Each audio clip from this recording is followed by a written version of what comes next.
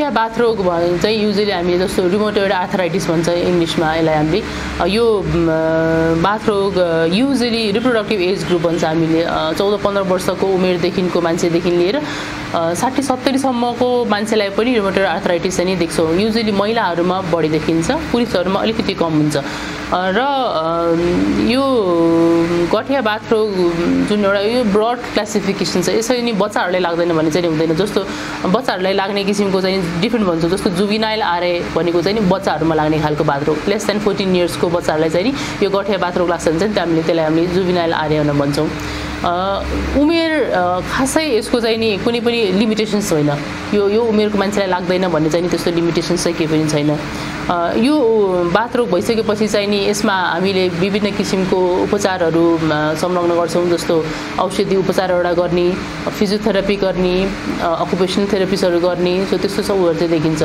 औषधि उपचारमा भन्नुपर्दाखेरि चाहिँ नि डिफ्रेन्ट क्याटेगोरिजको औषधिहरू चलाउन सकिन्छ। जस्तो सुरुमा धेरै छैन भने चाहिँ नि पेन किलर्सहरू जुन आम मानिसले चाहिँ पेन किलरको नाममा चिन्नुहुन्छ, एनएसएआइडी भन्छौँ, जुन चाहिँ नन स्टेरोइडल एन्टी इन्फ्लामेटरी, जुन चाहिँ अब किनभने यो त इम्युन सिस्टम बिग्रेर इन्फ्लामेसन भएर हुने हो, त्यो चाहिँ इन्फ्लामेसनलाई बन्द गर्ने औषधिहरू हुन्छ। जस्तो साधारण पेन किलर्सहरू भयो, त्यस्तोबाट उपचार गर्न सकिन्छ। यसले कन्ट्रोल भएन भने चाहिँ नि स्टेरोइडल भन्छ हामीले, त्यस्तो औषधिहरू प्रयोग गर्न सक्छौँ।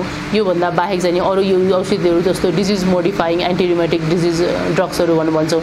जस्तो कतिपय मानिसहरूले सुनेको हुन्छ यो मिथोट्रिक्जेट औषधि वा सल्फासालाजिन भन्ने जुन विभिन्न किसिमको एउटा ग्रुप अफ औषधि छ, जसले गर्दाखेरि चाहिँ नि इम्युन सिस्टमलाई चाहिँ अलिकति सप्रेस गरेर राखेको हुन्छ, सो द्याट त्यो इम्युन सिस्टम हाइपर भएर जुन पनि हानि भइरहेछ त्यहाँ हानि नहोस् भन्नको लागि चाहिँ इम्युन सप्रेसेन्ट औषधिहरू चाहिँ प्रयोग गर्छौँ। आजकल गठिया बाथरोगको उपचारमा धेरै नै नयाँ औषधिहरू आइसकेको कारणले गर्दाखेरि चाहिँ अब हामीले बायोलोजिकल एजेन्ट भन्छौँ, जुन चाहिँ नेपालमा कुनै ठाउँमा अभाइलेबल छ, तर त्यस्तो एकदमै फ्रीली अभाइलेबल छैन। गभर्मेन्ट हस्पिटल्सहरूमा चाहिँ युजुअली अभाइलेबल चाहिँ छैन यो।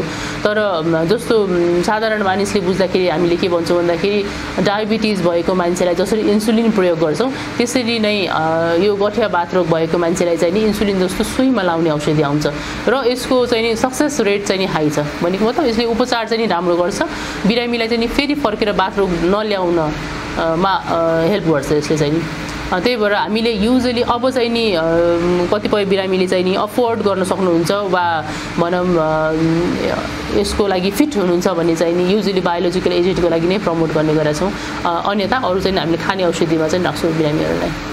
अब यो जुन बायोलोजिकल एजेन्ट भन्छौँ, त्यो बायोलोजिकल एजेन्ट चाहिँ नि पहिला चाहिँ नि अब हामीले प्राइमरी मोलिक्युल्सहरू आउँदाखेरि चाहिँ नि एकदमै महँगो हो, तर अब चाहिँ नि सिन्थेटिक मोलिक्युल्सहरू आउँछ यसको। त्यो सिन्थेटिक मोलिक्युल्सहरू आउँदाखेरि चाहिँ नि कम्पेरिटिभली पहिलाको भन्दा खर्च त कमै लाग्छ, तर पनि खाने औषधि भन्दा चाहिँ नि महँगो नै हुन्छ।